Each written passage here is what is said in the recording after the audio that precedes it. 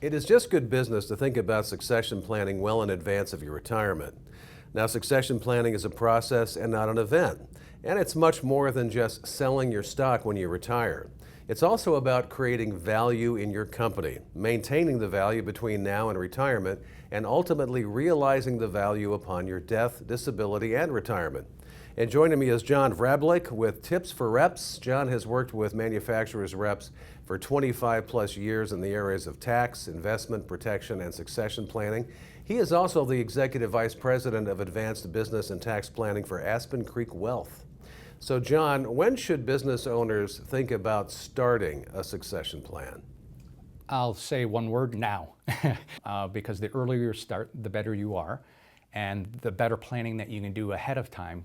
I'm fond of saying your succession plan is only as good as the key people behind you, and so you really want to proactively and strategically plan on a future succession plan, even if you're 5, 6, 7 years before you retire. So you've created what you call the 10 laws of succession planning. Why did you create this? Well, Scott, what I've seen in the past 20, 25 plus years is just a very fragmented planning platform that most rep owners and most business owners have, where they have a CPA doing something, a tax attorney doing another thing. There's different strategies to use. So I wanted to synthesize a very complex and very arduous task into a process-oriented 10 laws. And I'll briefly go over those 10 laws. And we feel that to the extent that you could follow these 10 laws, your probability of success of realizing the true value of your agency or company is going to be, your probability of success is going to be greatly enhanced. So it's an acronym for succession, so I'll briefly go over it. S is for shareholder value. Have you established a proper shareholder value? Do you have an independent certified valuation of your business so that you know eventually what you are going to potentially sell your company for? U is utilize. We need to utilize all facets of planning. In other words, we need to incorporate and utilize tax planning, investment management, protection planning, and succession planning into one integrated whole. C, third law, is current. What is your current plan? So have you reviewed what your current plan is? Unfortunately, most business owners, when they have a buy-sell agreement, it gets done, they put it into the drawer, and it collects dust over a number of years. So we want to review your current plan and establish what are the net after-tax costs to the buyer and what is the net after-tax benefit to the seller. So that's current. 4 is compliant. So even though our planning is going to create some significant savings, we want to make sure we're compliant with the Internal Revenue Code. And we have a team of tax attorneys that ensure that it's going to be 100% compliant. E is exit strategies. So once we know what the current plan is, we know we're going to be compliant, what are the exit strategies to use? And so we have a variety of developed strategies that make it very tax efficient for the buyer to sell and for the seller to reduce their taxes. And on average, for every $1 million of value through our planning and through our exit strategies, we could reduce the cost of the buyout by $300,000 per $1 million. S is the next law. That's structure and savings. So once we've established the exit strategies to incorporate, then we want to see and quantify what the structure is. Is it a personal goodwill? Is it an asset sale? Is it an ESOP? And then we want to establish what those savings are. The next is S, synergistic. So with all these complex things, all the different strategies, all the different tax laws, we want to synergistically design, develop, and delegate the succession plan, which means we need to synergistically design it with CPAs, tax attorneys, pension actuaries, insurance advisors.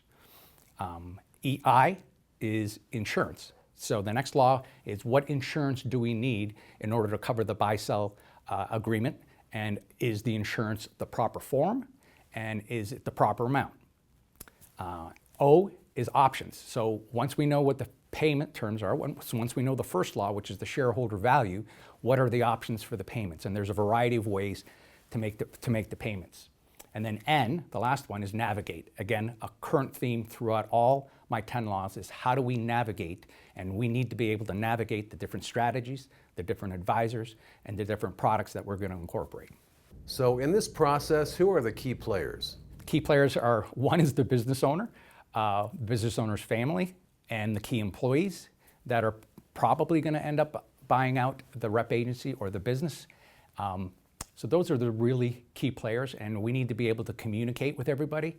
one of the downsides to what I've seen in there is the buyers will have their own representation and attorneys, and the sellers will have their own representation and attorneys, and it's just not communicating it integrated properly. So we act almost like a manufacturer's rep to mitigate that and to coordinate the planning from both the buyer and the seller side. So we're representing the entire transaction, not the buyer or the seller.